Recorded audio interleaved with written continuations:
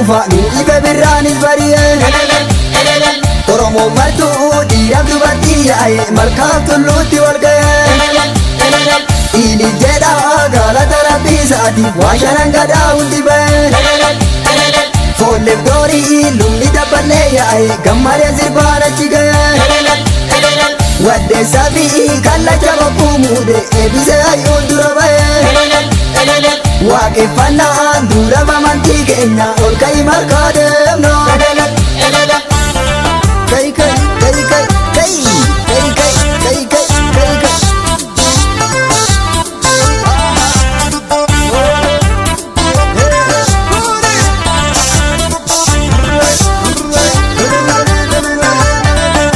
Keenya waaqeffannaan kadhannaa waaqa tokkichaati markaa bu'uun eeggalloo Keenya waaqeffannaan kadhannaa waaqa tokkichaati markaa bu'uun eeggalloo Keenya waaqeffannaan amantii waaqa tokkichaati markaa bu'uun eeggalloo Keenya waaqeffannaan amantii waaqa tokkichaati markaa bu'uun eeggalloo Birraa yoo masqalaa Oromoon irratti baheeti adiif diimaa galoo Birraa yoo masqalaa Oromoon irratti baheeti adiif diimaa galoo Birraa yoo masqalaa Oromoon irratti baheeti adiif diimaa galoo Birraa yoo masqalaa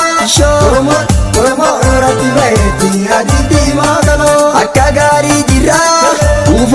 Uufaa gabbina gadaanii yoo habaaboo birroo Akka gaarii jirraa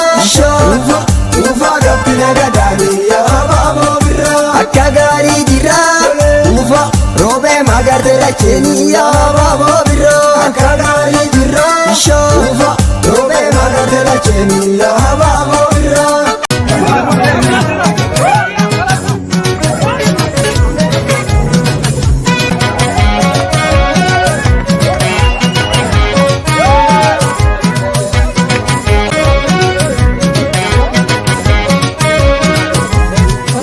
Sangamana wambata tisa wano pimaltu katisa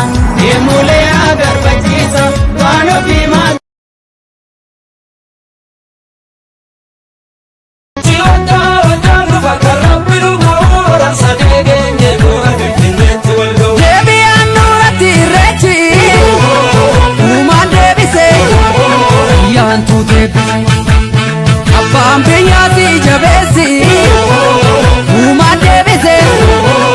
Yantu